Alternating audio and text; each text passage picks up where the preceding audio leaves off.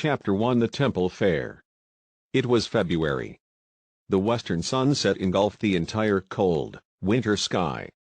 Its desolate red light was like a layer of an oil painting, giving passers-by shades of different colors.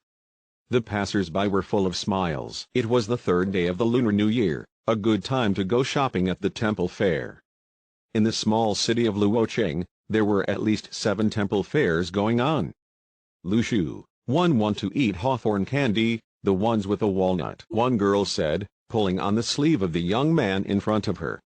Her hand was pointed towards the small candy cart at the roadside. Through its glass windows, one could see that the hawthorn candies inside were gleaming like crystals. The girl was young and looked about 10 years old. She wore a white down jacket, which was clean and pristine. The 17-year-old teenager named Lu Shu looked over at the card unwillingly, cleared his throat and said to the girl, "Lu Xiaoyu. Didn't I tell you when I bought you the down jacket?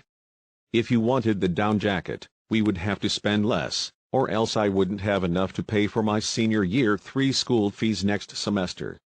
"Lu Shu, you've changed," Lu Xiaoyu said calmly. Lu Shu's face turned dark. "Who did you learn this from? Watch fewer soap operas, will you?" He hesitated for a moment, before sighing and walking over to the owner selling the hawthorn candy. "Boss, how much do the walnut ones cost?"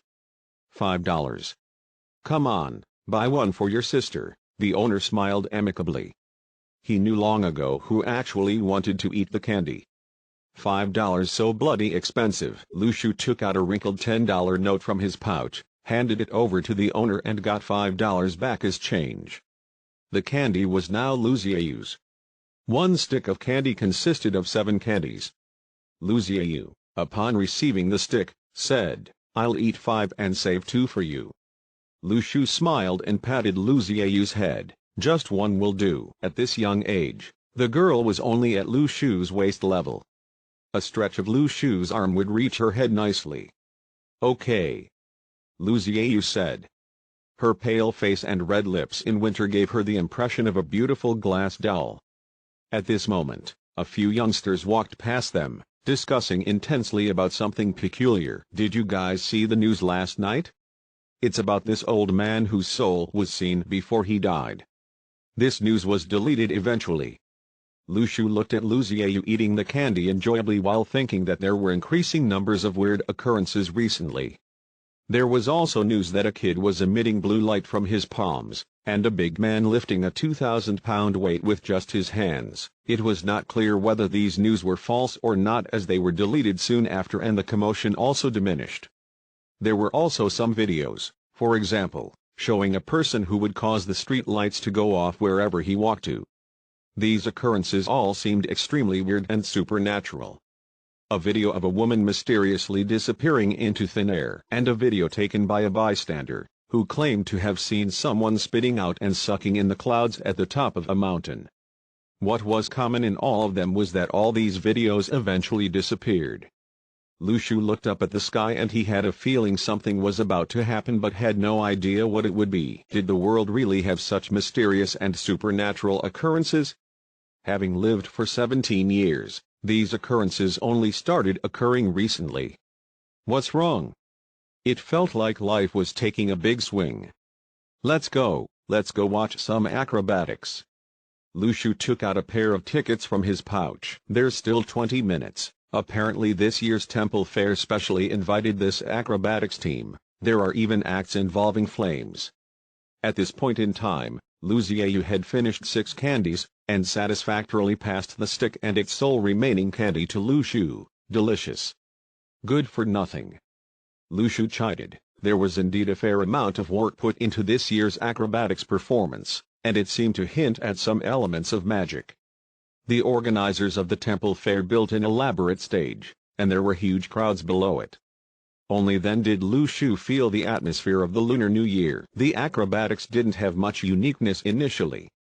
Typical performances such as using heads to smash large vats, juggling knives, and similar acts. Eventually, there was some change towards the end of the performance.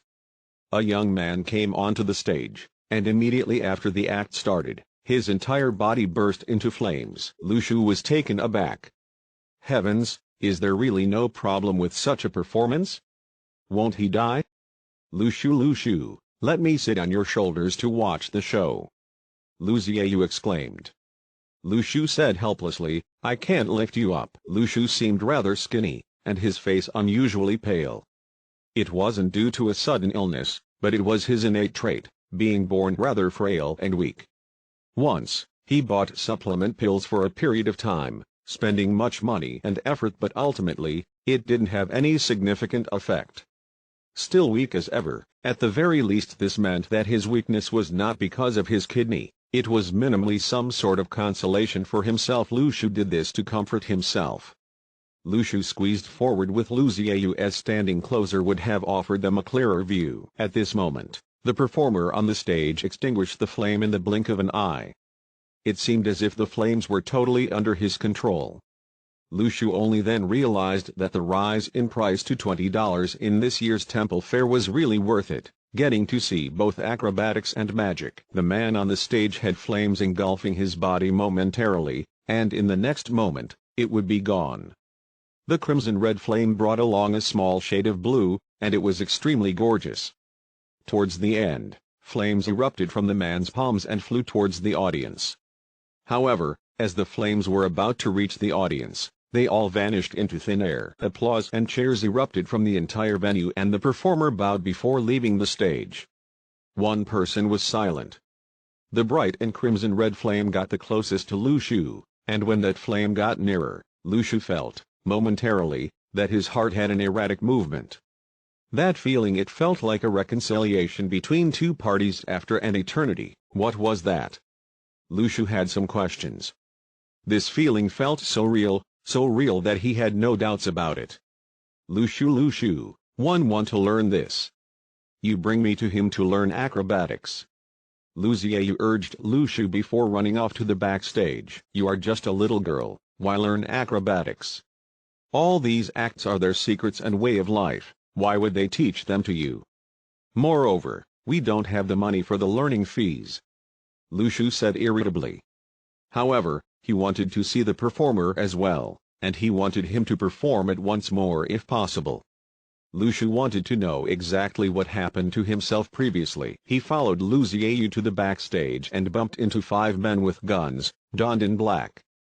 A needle-like object was pierced into the neck of the performer, and within 2 seconds, the performer fell flat on the floor, motionless. The other performers didn't dare to utter a word.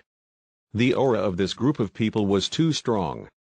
Their bodies hidden beneath the black coats must have been huge and contained apocalyptic strength.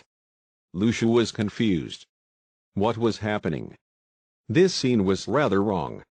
Lu Xiaoyu did not care so much. What gives you the right to do this to him? To Lu Shu, not peeing out of fear by this series of events would be impressive for an ordinary person, but Lu Xiaoyu, this little good-for-nothing, had always been righteous, and seeing her potential master on the floor made her even more unhappy. Lu Shu's face turned green and was tempted to flee with Lu Xiaoyu on the spot. Surprisingly, one of the black-coated guys spoke calmly. This temple fair did not apply for the approval of firefighting emergencies for his act. He went against the safety guidelines for fire safety, and we have to bring him back for investigation. I'd be a fool to believe your crap. Lu Shu absolutely did not believe their words, and even if he did go against safety, it would be handled by the organizers of the temple fair. And which fire safety company uses a tranquilizer dart to knock someone out? There's a problem.